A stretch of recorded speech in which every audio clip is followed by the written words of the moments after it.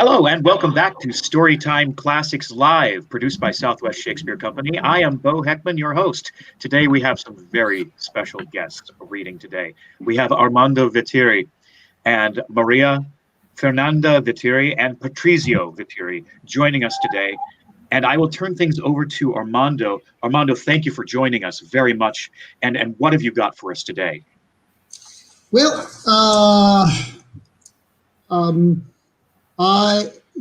today's readings are going to be readings and also description of kind of the life and works of my late uncle, Dr. Juan Viteri Durand,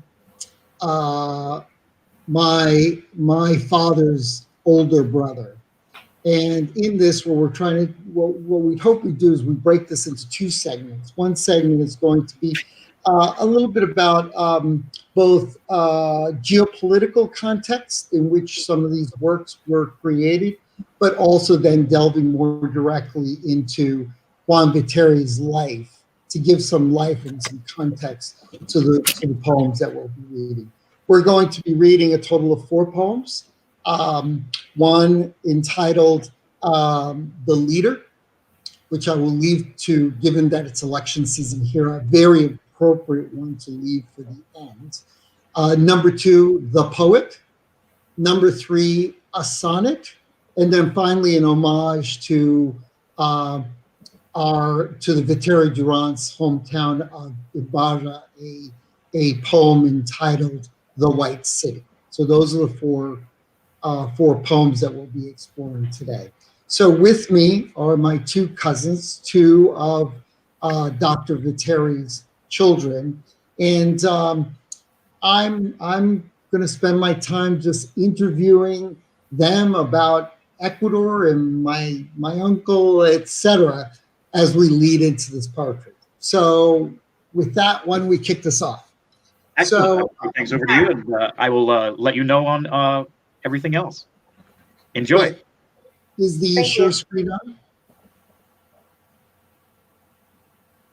Bo, can you turn on the share screen? I might have missed them there, but okay. So, first question. Yes. There you go. Okay. So I thought I'd use a little bit of visuals to kind of give a little bit of context for all this. So first question to ask my cousins, how do you describe Ecuador and its environment during the childhood and youth of Dr. Viteri? Well, it's almost a century ago, Ecuador was a feudal republic, really. We were part of the Spanish colony, and the conquerors devastated the Indian civilizations, the Incas especially, that lived in our country. And while they devastated this civilization, they treated Indians like slaves, even though the church told them that they could not enslave them, but actually they did that. And when the independence came from Spain, actually the social structure did not change at all. Just the Spanish landlords went back to Spain, or simply couldn't have any authority here in Ecuador.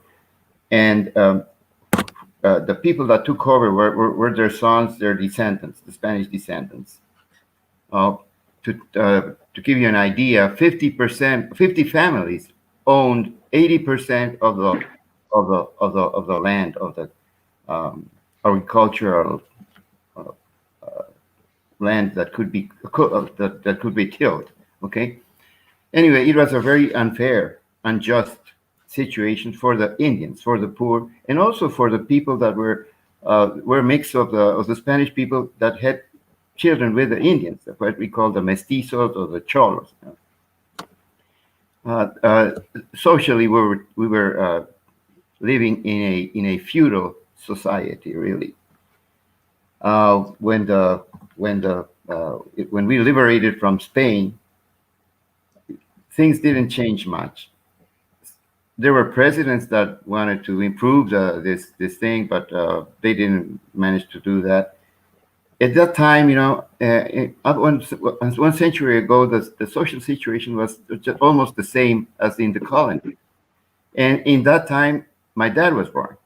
My dad, the Viteri family was living in a middle-class family, was living in Guayaquil. But the Viteri Durand family had a cultural background that came from France, because Durand is a French last name, and so they were embedded with. I mean, they thought a lot of the revolution, of the Enlightenment, the French philosophers, the French culture of that time. That was the most prominent.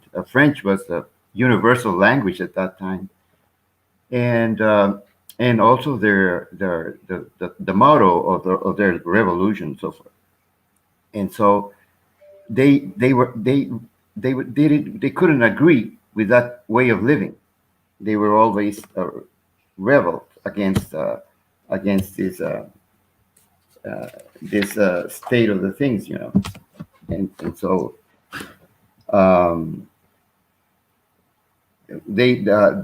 they bravely denounced this injustice against the rural Native Americans, and they paid their price.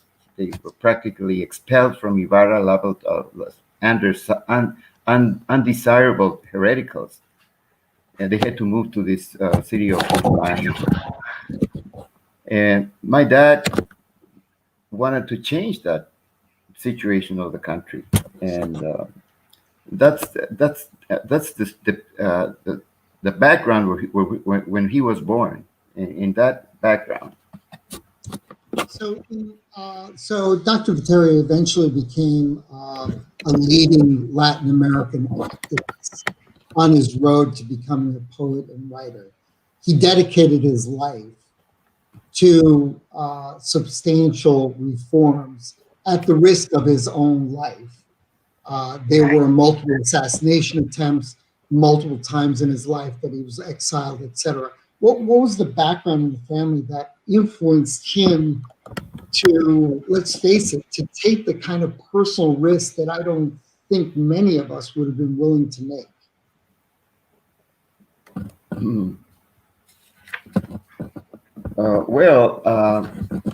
I remember that trying to protect and defend his childhood friends. They were little Indians that were enslaved, actually, and they were his friends. I mean, he wanted he wanted them to have the same opportunities of education that he would have.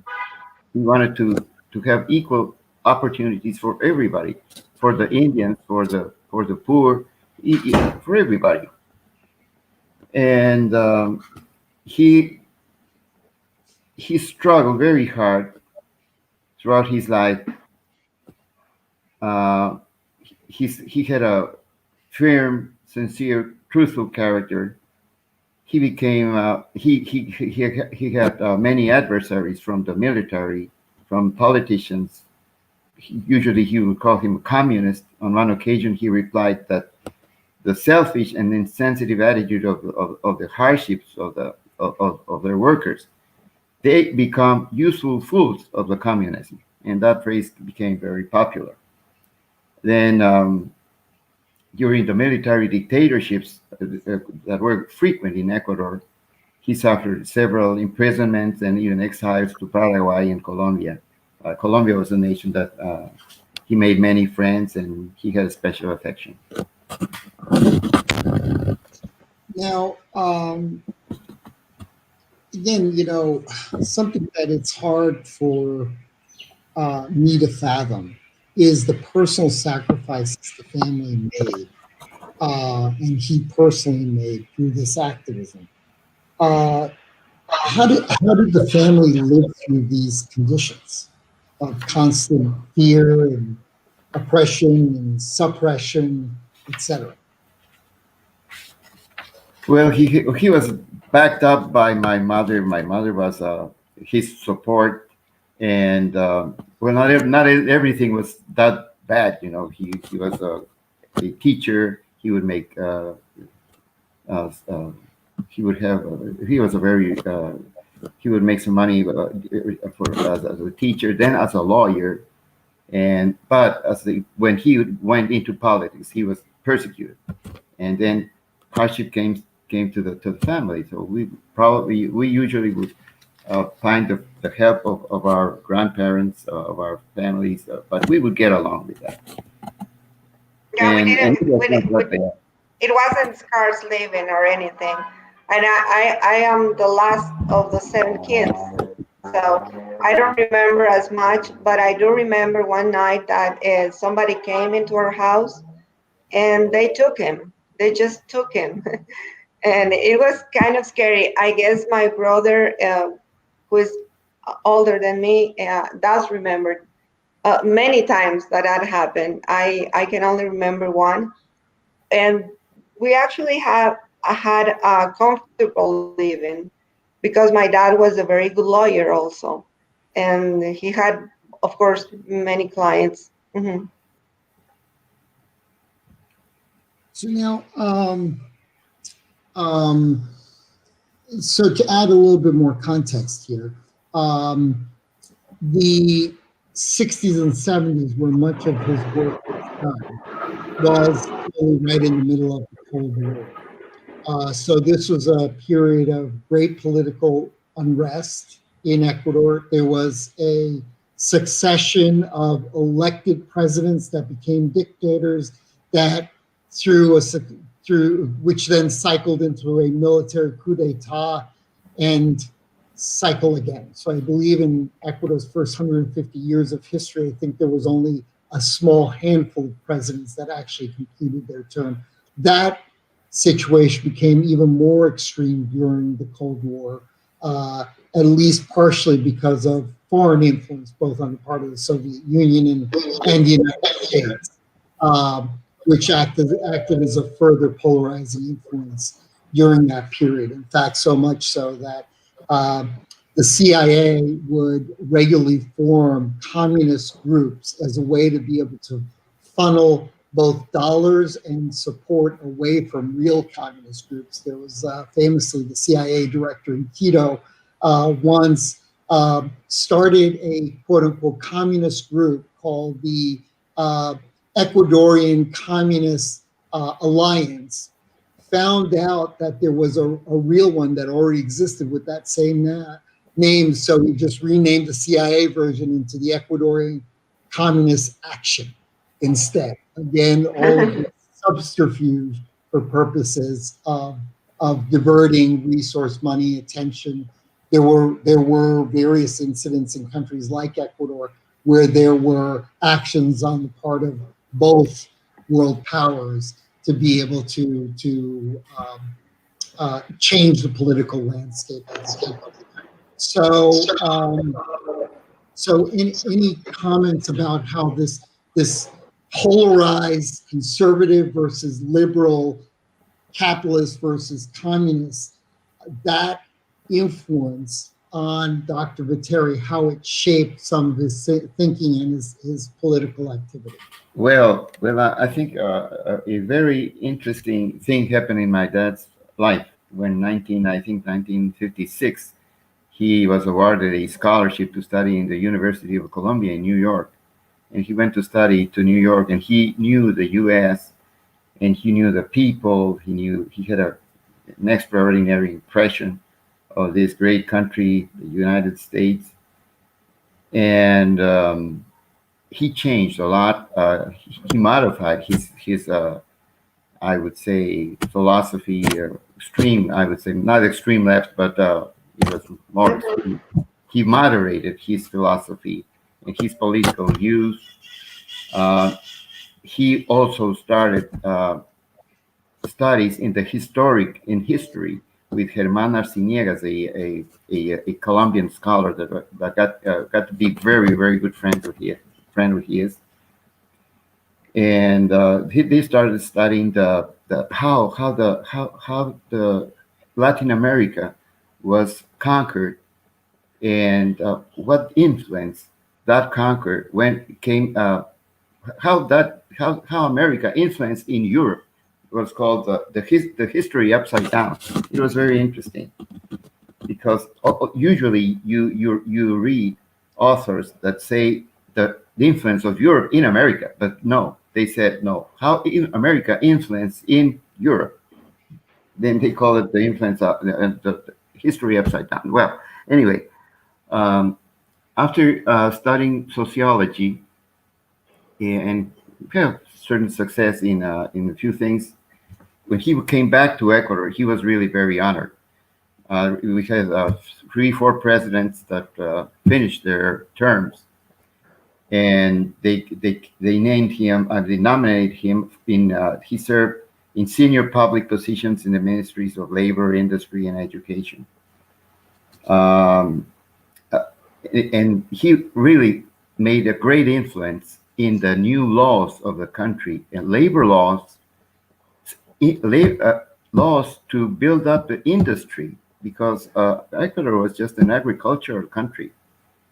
And so with those laws that my dad started, and not only him, but a group of very intelligent people here in Ecuador, the industry started to grow. I mean, that was the kickoff of the Ecuadorian industry. In fact, I got married when my dad was almost, I would say, a minister of industries, and they honored him very much, and he was very, very admired in this country. Little by little, also the conditions of the Indians changed. They were paid by their work. Before, they were not even paid by their work. They were handed in some piece of land to work with some profit for them, but that's it. Then the Indians had education and things, and that unfortunately that broke out with a coup d'état. There's a military dictatorship that took over, but it wasn't that bad. Anyway, it wasn't that bad. This military dictator was not that bad, and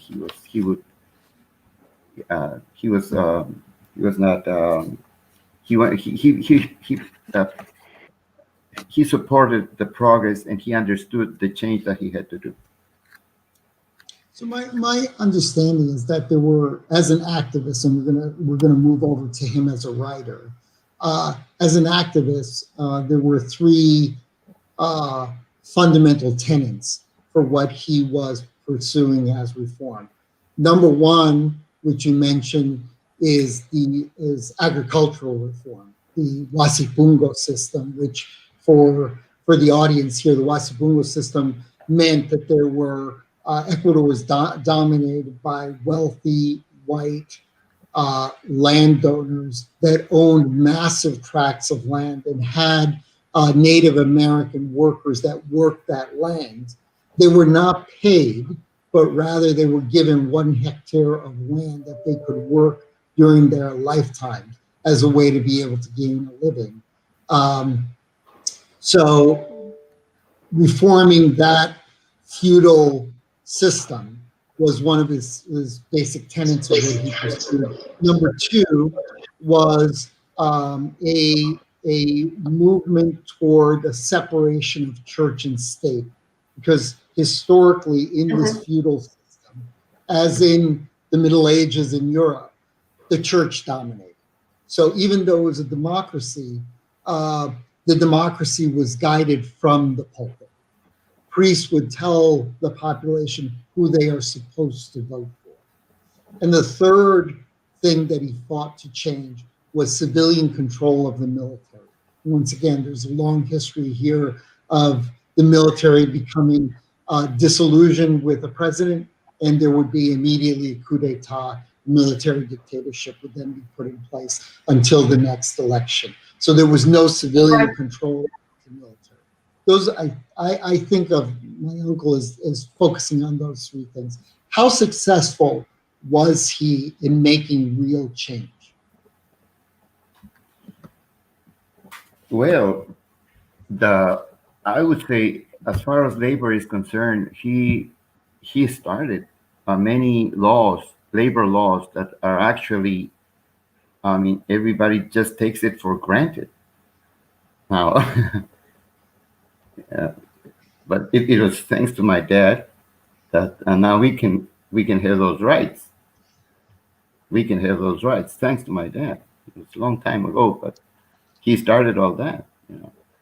And um, also as I told you, the industry, and also the he didn't get involved too much in this agrarian reform, but he helped a lot. He helped a lot. I mean, I would say, not expressly, not so upfront, but his students, his friends, really made the change, and he was guiding them from underneath. Mhm. Yeah. That's he was a consultant for all these guys that made the change. He was a reference. Would you like to comment on this? Well, yeah. um, my dad was very the heart of my dad was he, as my brother said, he was a real teacher, and he would like gather around young people, and he would like insert ideas on us. He was very much like with me. We would talk and talk at night, every night, and he would share his ideas. Then we would gather friends, and he would just talk. It wasn't like an imposition or anything, but he would just lighten the ideas that he had, not trying to move you toward one side or the other, just sharing what he thought. And it made a lot of sense, actually. We tried to be very just, not going towards one side or the other. Uh, the most important thing for my dad actually was you had to have a lot of ethics. Uh, that was, I think, the most important thing for him, that you had to be just and with a lot of ethics, and try to bring some good to other people. Of course, by doing something for yourself also. Okay, so that's the perspective I have uh, uh, of what my brother just said. Mhm. Let's switch over. We're bumping into our Q&A time, but I do want to switch over to talking about Dr. Viteri as a writer. Could you before we go move into the readings, could you give us a little bit of context about what were his influences as a writer? How did he come to become a novelist, a poet, etc.? Well, well, from the Viteri Durand family was very, very well involved with regarding books, libraries, presses. Um, yeah, as I told our great grandmother, my dad's grandmother, was started working in the public library, in the National Library of Peru. He got involved with Ricardo Palma, a famous Peruvian writer. She had a son, Clemente Palma Ramirez, who is an extraordinary writer. And then she married a Frenchman that was also working in the National Library of Peru. So the books were in the family. I mean, the the writings, the books. The oldest son, Alejandro, he always worked in newspapers. Due to that reason, he was hired to come to Guayaquil from Lima, and when he came to Guayaquil from Lima to work in the first newspaper of the country, he came with his mother. Now she was a widow at that time, and the youngest of all the family, Anita Cristina, that is our our grandmother Anita Cristina. So from the Durand family, I mean, there was a great, I would say, we were so close to everything that's books and literature and everything, and French and the French civilization, of course. And that inherited my dad and all the family, all the family. Our grandfather, even though he was Ecuadorian, but he loved French culture. He spoke French. He was a mathematician. He was not a literate. He was not great in literature. He loved astronomy. He used to study Flammarion, and he was an accountant, and I inherited from him my penchant toward mathematics. I'm not literature. I haven't studied too much literature. I'm an engineer, and so my dad took over that, and also our other uncle Alberto. They into literature, writings, poems, and all that matter. So came from the family, I would say, from the Durand. So it was inherited. Yeah. So now I'd like to take a few minutes to give a chance for any questions from the audience, from the participants here. We would welcome some questions before we move into some of the readings. Again, we'll be reading 4 poems today. One is called "The White City," which is an homage to Ibarra, the Viteri Durand's hometown. From there, we'll be reading a sonnet in a very classical form of a sonnet, more reminiscent of kind of 19th century romanticism style. We'll move into the poet and then finally end with the leader. Any questions from the audience about Dr. Viteri, his life's work?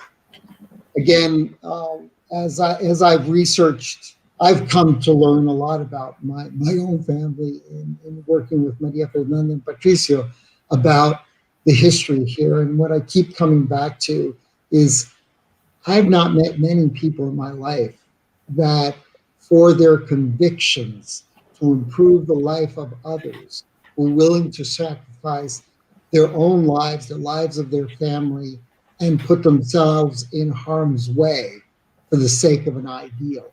And one can only hope that there are more people that exist on the planet that have that sense of conviction for to do what is right. Right, I think that is kind of lost nowadays. But Please, excuse me, just 1 second, please. Just 1 minute, please. We were just talking that my dad has many poems and stuff, but he actually wrote many books, many. I have some right now. See,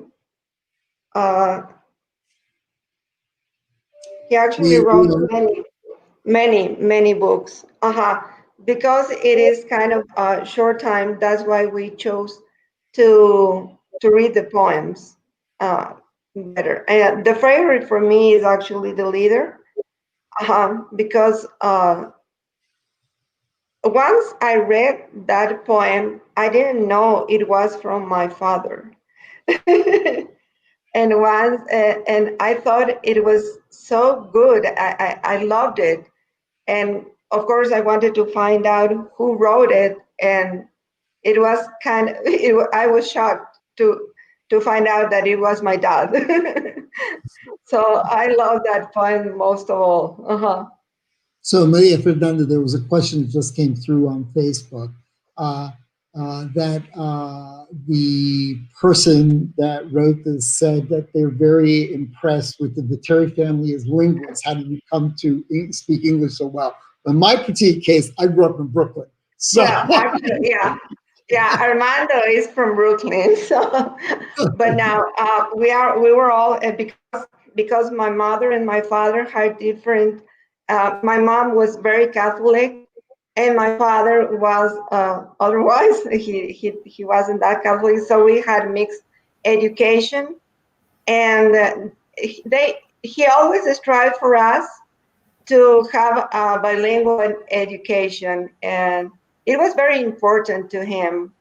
So, as myself, I went to an American school in Quito, and my brother Patrizio too. But we all tried to. We were all sent to the United States to learn English and come back. And well, we've been practicing a lot ever since, and we also have many family in the United States. So, here we are. And thank you for your compliments. And the answer to questions for today, the readings will be in English, and on Friday we will be doing the readings in the original Spanish. So why don't we move on to the readings? Since I'm going to give a little context here. The first poem that we'll be reading is an homage to Ibarra. Ibarra is a town in northern Ecuador that was set up by the Spanish in the Spanish colonial period in the year 1606. And it's best known as the White City. The reason for it being the White City is that it is at a lower elevation than Quito. And as a result, it is a low enough elevation to be able to have mosquitoes. And as a result, once that city was founded by the Spanish, it had regular and terrible outbreaks of malaria, largely caused by its proximity to a large lake called Yaguarcocha, which in Quichua, the Incan language, means blood lake. So there was an attempt by the Jesuits to drain Yaguarcocha to eliminate the malaria and plant sugarcane. Yaguarcocha is one of the most beautiful lakes in the world, so I'm very glad that they were not successful. However, by the first half of the 20th century, they were able to control the malaria. But in the interim, what they did is they painted all the buildings and the trees bright white with bright white, and with the bright white paint, it was actually lime, which was used as an antiseptic in order to surf. So every building in Ibarra of the period was white, and thus the name White City. And so there's a question. The question here is from Marcela Viteri, who lives in the U.S. and is one of the sisters and therefore daughter of Juan Viteri. How many books did her father write? I took account. There was several books of poetry. However, as novels, he wrote about a dozen novels. The most well-known, there's several very well-known books. Maria Fernanda actually held up one, which is a venerated book in the Spanish language, Tres veces Guzmán. There are a couple of his books that are actually in the Don Quixote Library in Madrid, which is the highest honor in Spanish literature to have your books held there. So with that, why don't I go into the first reading? Again, this is an homage to Ibarra. Birth. Suddenly, from the eternal orbit of the foam, celestial geometries fell, waterfalls, whiteness and blue, armies of the navy, taciturn purity, elements of mother of pearl, red cavalry, and arduous riders. Victorious sword of Castilian origin. In the astonished sky come legions, ancient dents and heraldic seals. The good city was born, silent, sweet, and pale. Its image, upright towers of undefeated candidity, and torsos of Fidean overthrown statues. Cosmic navigators rested their sails in this diaphanous valley, capital of foam. Here where the color of the aurora settles and take the twilight undefinable dies. Interpretation.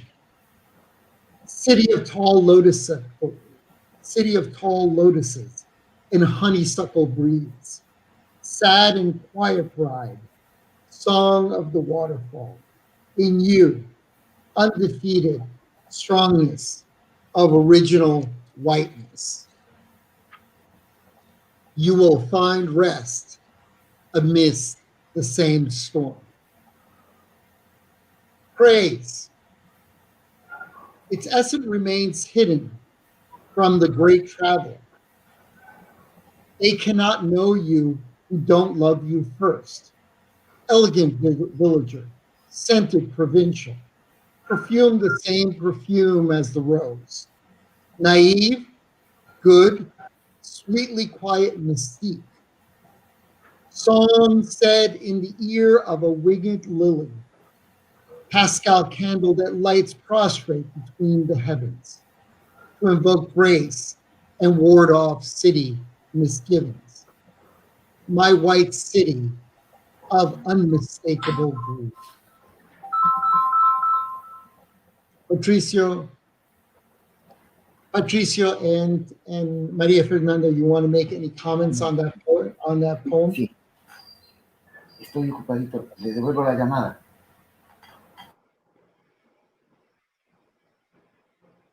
Any comments on that poem? Patrizio? Well, the style of the poem is undoubtedly a classical Greek style, a very depurated style. As far as literature is concerned, the words that he uses are extremely elegant and classic, and that reveals the classical formation of that. Plus, after that poem, the city of Ibarra is called the White City. The White City. So my dad is the one that put the name on Ibarra. Mm-hmm. Oh, I forgot. He was decorated for that poem. He received a golden medal decoration. Yes, also. Mm-hmm. I was a little kid. I was about 8 or 9 years old when we moved. We went to Ibarra with my mom to receive that decoration. Well, actually, and when you go to Ibarra, you can see that it says, "Welcome to La Ciudad Blanca." Ever since, Ibarra is called La Ciudad Blanca. Yeah. Okay, let's move on to our second reading. This is called Sonnet, which is in a classical sonnet style, reminiscent of kind of the early Enlightenment, kind of the Renaissance, early Enlightenment, and kind of its style. Again, kind of a classical style of sonnet.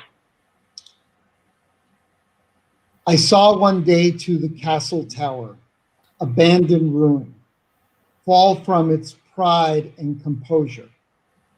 I saw the essential oil translate into conjecture and the heavens dissipate into the clouds. I saw the wind freeze in structure, the tears being chopped into swift powder. I saw a warhead of light on a sin, and a sin ignited with tenderness. With my hands feel the unappealable, an absurd apprehension, when I scrutinize the reason most arrogant and stable. And knowing that with nothing I had left, I surprised my unnavigable self, the only hope I had left. Any comments on this poem? Well, that is a sonnet that reminds us the golden age of the Spanish literature, Lope de Vega, Francisco de Quevedo, and so forth. And one of the critics said, in Juan Viteri Durand predominates the aesthetics of intelligence illuminated by the light of reason. Fernanda, any comments on the poem? I just love it. And also the translation is impeccable, Armando. It's so beautiful. You should be a writer, Armando. Yeah, the translation, you made it sound so beautiful. Thank you. Thank you. They clearly strained my vocabulary in Spanish, believe me. There's lots of Spanish-English dictionaries being used. Any other comments or questions before we move on to the poet? No. Okay. Let's go. So clearly this is self-referential. So that to add context around this, you need to consider Dr. Viteri is in a period in which he was a prolific poet, and so he's referring to himself in the context of this poem. The poet is a teacher, philosopher of peace in war, and philosopher of war in peace.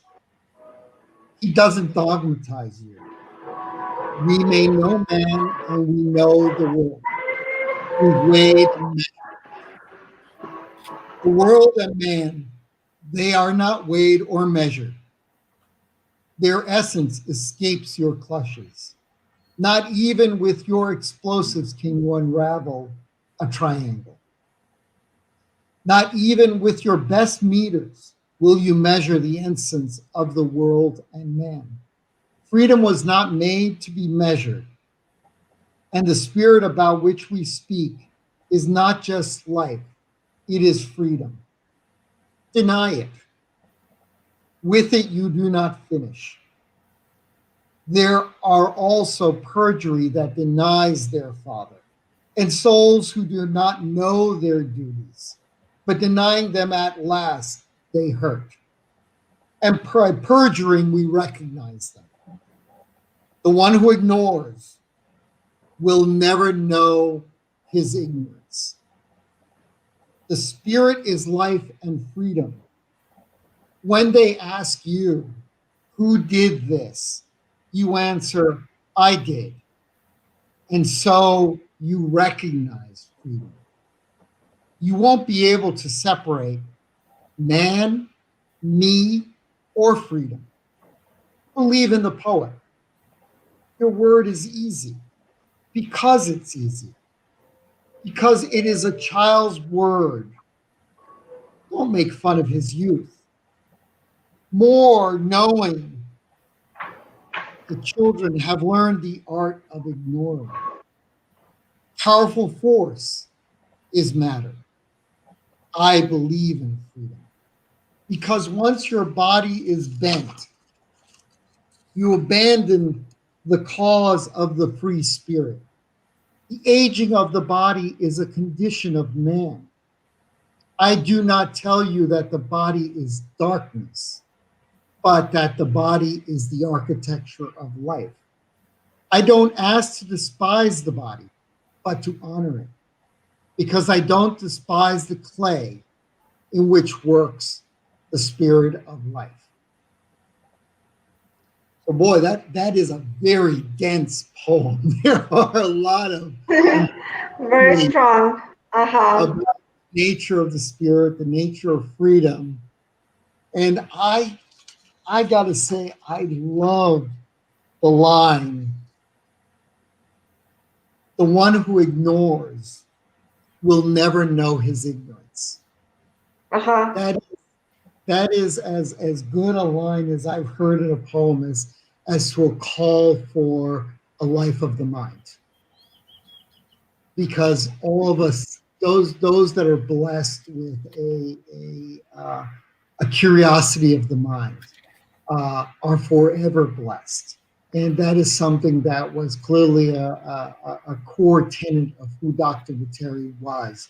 There's his internal quest for knowledge and also his quest to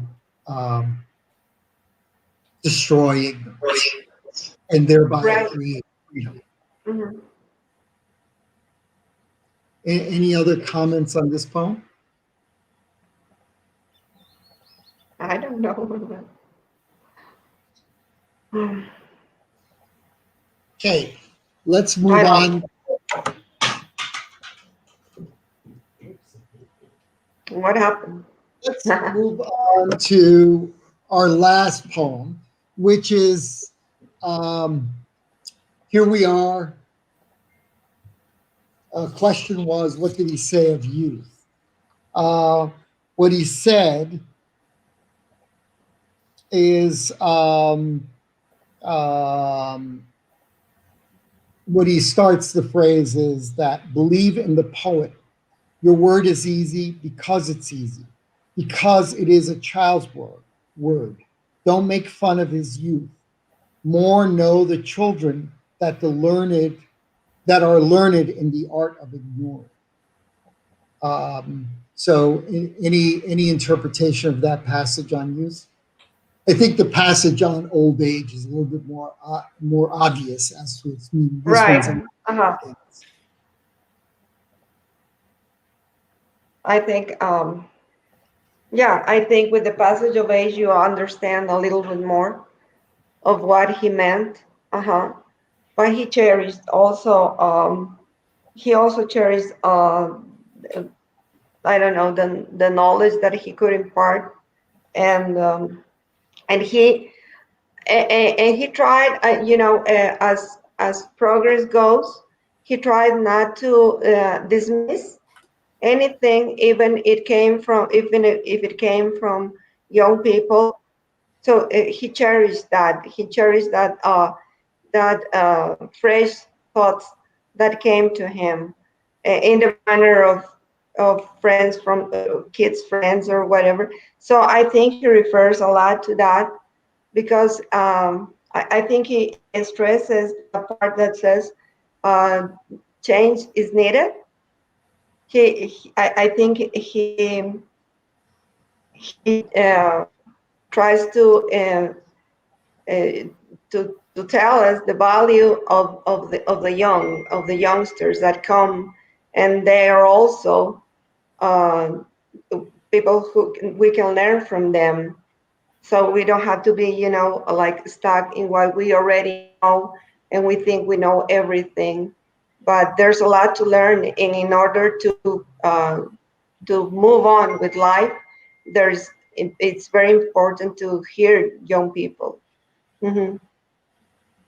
Yeah, one of the reasons why he remained as a teacher almost until the end of his life, and very in contact with literary groups and young poets, young college students, was because of that. He wanted to be always in touch with young people to renew his thoughts. He was very flexible. He was not rigid at all.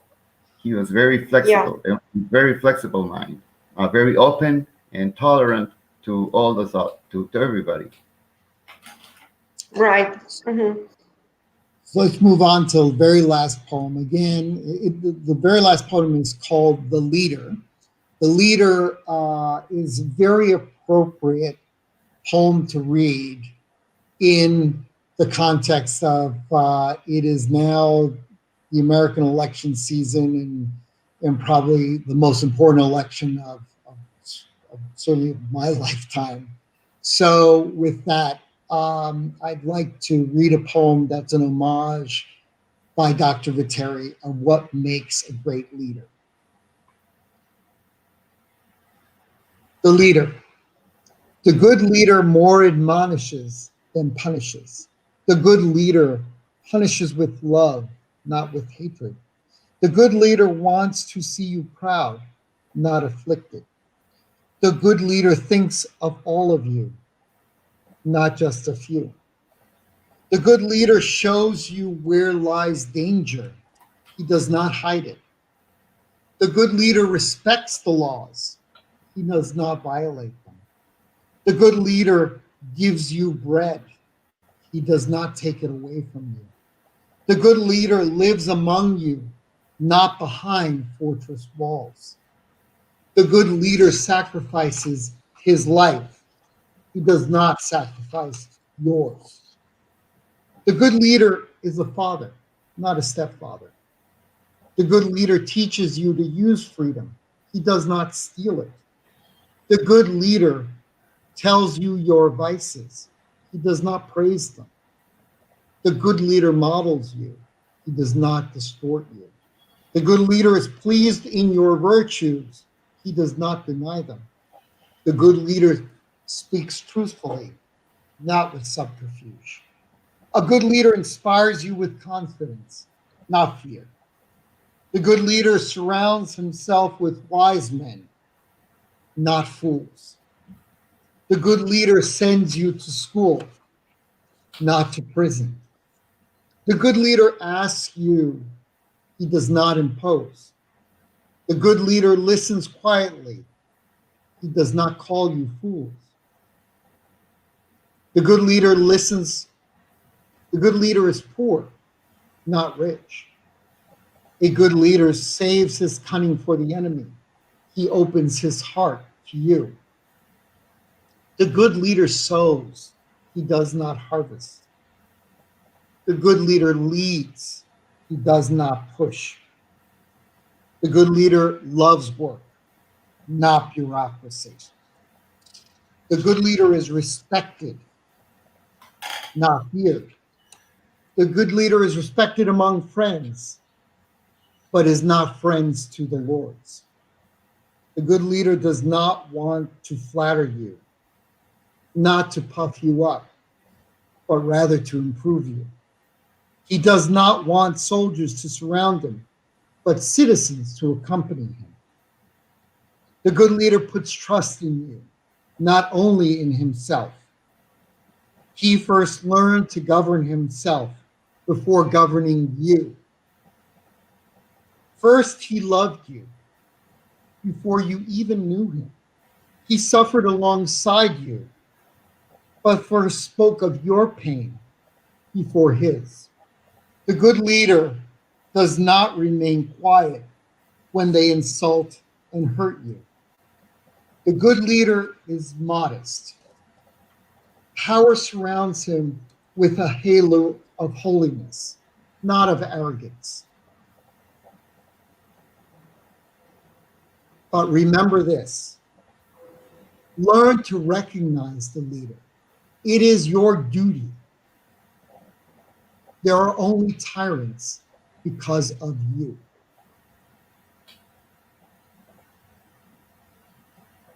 Such a beautiful poem.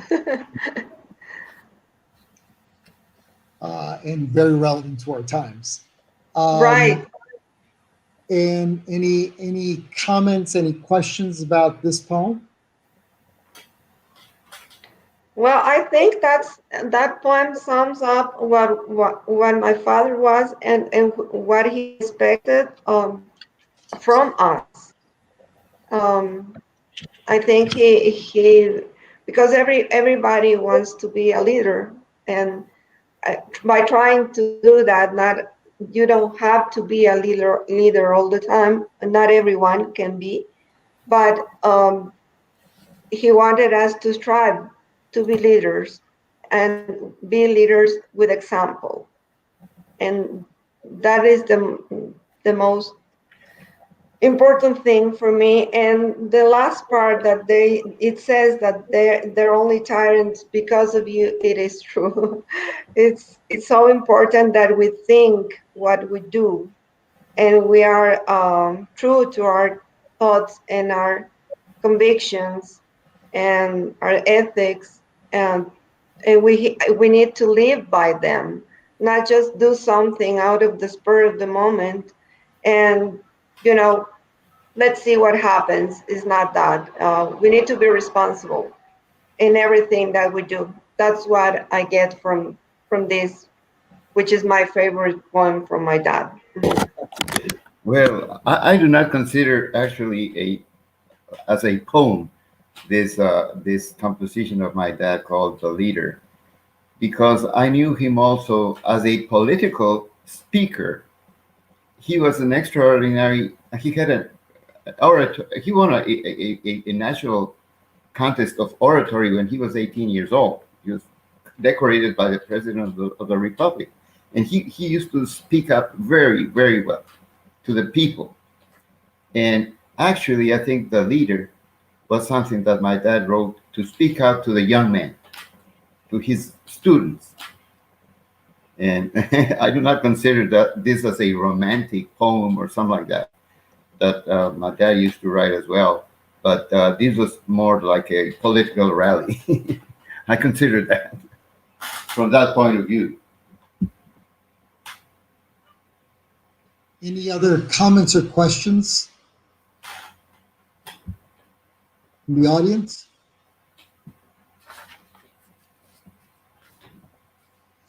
Well, we have managed to time this down to almost the minute of the 6 minutes Yeah. we had.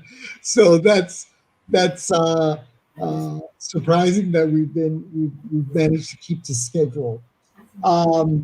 I really want to thank Southwest Shakespeare Company for the great opportunity. This is especially meaningful for me because the youngest of the Viteri Durands, so the end of the Viteri Durands, happened with the passing of my father, who died almost exactly a month ago. And he was the baby of the family. So this is a great honor to get to read his brother's works as a way to honor all of the Viteri Durands. And I thank Southwest Shakespeare for this great opportunity. Bo, do you want to come back on to close this out? Yes, thank you. Thank you for joining us so much today. That was very in-depth, very interesting, and great commentary on such beautiful, beautiful writing. Thank you for joining us, and I look forward to having you back on Friday for the Spanish version of this. And just thank you so much. Thank you so much. Well, thank you for giving us the chance to. Armando, Bo, thank you, Maria Fernanda, everybody. Thank you very much, Bo. It's been so nice to meet you. Bye-bye. Thank you. Bye. Thank you for tuning in today. Tomorrow we'll be back. I'll be reading Something Wicked This Way Comes. So join us again tomorrow for Storytime Classics Live. And of course, we have our Edgar Allan Poe Thursdays. And then we'll be back Friday with more with Armando Viteri and the Spanish version.